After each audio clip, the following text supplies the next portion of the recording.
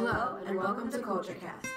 In this episode, we will discuss the literary and cultural meaning behind Italo Calvino's If on a Winter's Night, a Traveler. Did anybody else find themselves confused at the beginning of each new chapter? Yeah, I did actually. Yes, me too.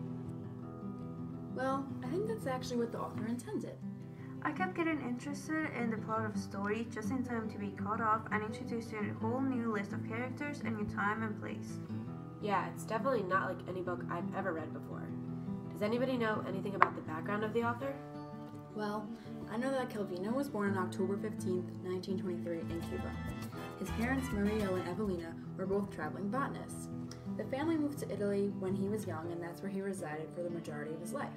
He grew up with his parents on a farm in San Remo. The lush greenery and vegetation he was exposed to is often portrayed in his writings. That's very interesting. I wonder how that plays a role in the plot of the book.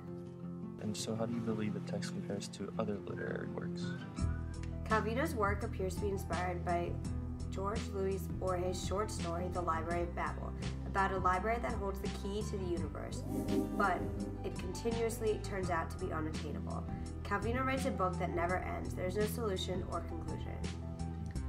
That's probably why I kept getting so frustrated with the interruption of the plot. The information seemed somewhat unattainable. Yeah, Borges was hinting at the search for a higher being, God. It is possible that the solution to the puzzle that Calvino writes is a book that is hunting for a higher being. Also, Italo Calvino is said to have influenced by Vladimir Nabokov. In a 1985 interview, he explicitly names Nabokov as his inspiration, as well as A.J. Gramsci's structural techniques. Calvino also stated that it was his membership in the Aleppo that influenced his writing. What's Aleppo writing? Oh, Aleppo is a literary society that began in 1960 that applied mathematical techniques to writing in order to come up with new styles and structures of writing. Some examples of their writing techniques would include a snowball poem, which is a poem in which each line is one word long and each successive word is longer than the last. And another example is a liprogram, which is writing that excludes certain letters. That's one way to step outside the box in the creation of literature. I'm curious about in what ways do you believe this worked to represent a community? Well, the novel describes a fictional country called Cimmeria. This country is said to have existed between World War I and World War II. It is located on the Gulf of Bothnia. Its peoples and culture were absorbed into the surrounding nations, and it eventually disappeared. Calvino writes, in successive territorial divisions between her powerful neighbors, the young nation was soon erased from the map. The autonomous population was dispersed. Cimmerian language and culture has no development. The focus on this loss of culture and the literature has an importance. Calvino fought during World War II against the Nazi regime, during which the war destroyed many countries and a lot of culture. Calvino also has very negative views towards academics. So, the focus on the loss of culture and literature has an importance. Yes. Calvino also describes another fictional country, Cimmerian People's Republic, a communist nation that overtook Cimmeria.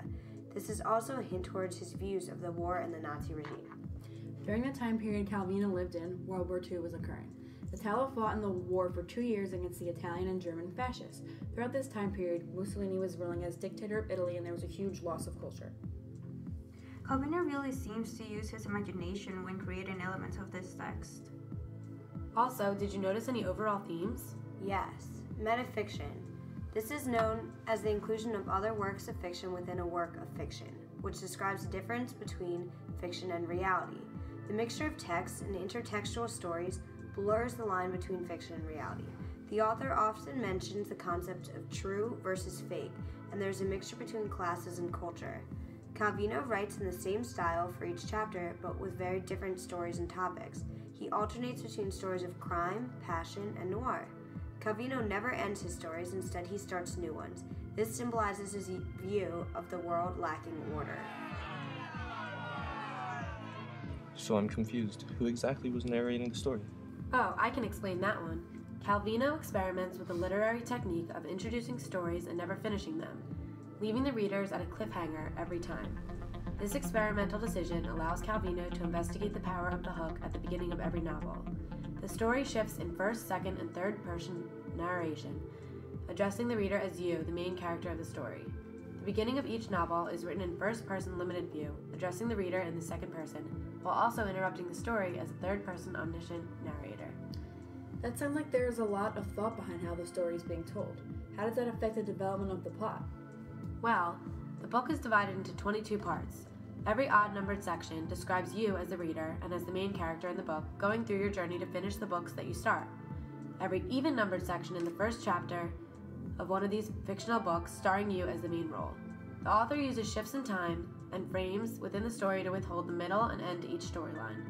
These frames within the book are practically what make up the main story by introducing countless new characters, settings, plots, etc. The author then shifts to a third-person narration discussing the fascination behind the ending of every story.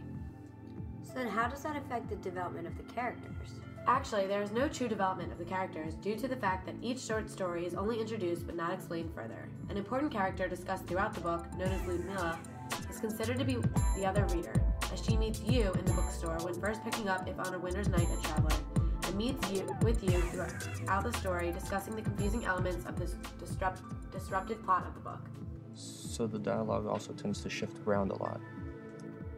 The dialogue throughout the text is confusing at most times, usually going back and forth between two or more people, but withholding who is saying what at some points. There is a conversation in Chapter 3 of the reader on the phone with Lotaria, Ludmilla's sister, which then shifts into a conversation with Ludmilla on the phone discussing the confusion of these frame stories yet again. So are these shifting in characters and conversations all connected by one time period? Well, in an ordinary book, flashbacks and foreshadowing are used to help develop the storyline and jump back and forth in time to fully captivate the entire time period of the subject of the story. However, Calvino experiments with the use of time by keeping it inconsistent, continually interrupted and different for every story that makes up the plot of his stories. There are different settings in the book. There are those in real life and those in books being read. Also, there are specific aesthetic elements that make up the book to be everything that it is and more. The exposition consists of you, the reader, start reading If on a Winter's Night a Traveler, where the book is printed wrong and interrupts your reading. You go to the bookstore to complain. This is where you meet the other reader, Ludmilla. You start reading the second copy of the book, but again, there's something wrong with it. It's the wrong book. Yeah, and then what happens? The rise in action. You and Ludmilla meet Professor Usitusi at the university. All other books you read have the same problem, so you decide to go to the publisher. They tell you that the translator, Hermes Marina, has been switching the titles. Your search for the translator leads you to believe that he is in Atawitania. And then the climax. In Atawitania, you meet a woman with different names. You believe her to be Ludmilla's sister, Lotaria. Atawitania has a war going on between dictators and revolutionaries, so you end up in a library that has all the books you started to read. So, how can a story so inconsistent end with some sort of closure? Another reader in that library tells you a secret that books have. They all end up in one of two ways, death or marriage.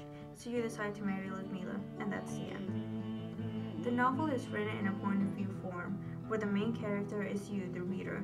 Calvino not only calls you out as the reader, he also is calling out academics.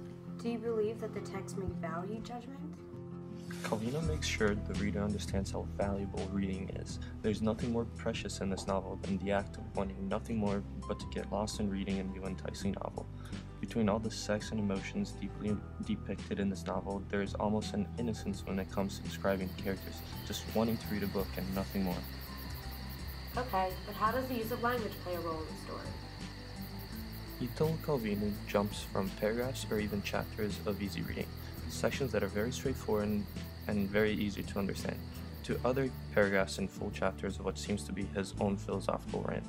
It's easy to identify the sections where the author goes into philosophical mode because, well, at first you start catching yourself rereading the sentences and complete paragraphs over and over, and two, because you realize the paragraph you just reread had no periods. That's right, Calvino will write words on words on words without separating them with periods to make your usual sentence. This might be due to the fact that these truly are Calvino's own thoughts, written from scratch, so to him, his thoughts on a subject has no periods. He understands that he's just ranting. He's making it obvious to the reader as well. Not much of the novel is hidden from us, the reader. Everything is right out in the open. If you understand it or not is a different story. Also, Italo doesn't choose to describe things with a simple, superficial view, or in a superficial way. He goes deep into what's going on between the characters. When there's a sex scene, he really makes you feel the hot, steamy sex When there's a quick pacing, he really uses the right words to make you feel the rush. What about the tone of the story? Calvino writes, "So here you are now, ready to attack the first lines of the first page. Prepared to recognize the unmistakable tone of the author. No, you don't recognize it at all. But now that you think about it, whoever said this author had an unmistakable tone? The author's way of speaking seems to be partially because he wants to confuse you, but then he comes right back to charm you into his book. He starts off the book with a chapter that seems like an introduction, and at first it really does seem like he's just trying to charm you back into his book. Simultaneously though, he's already starting the main story of the book.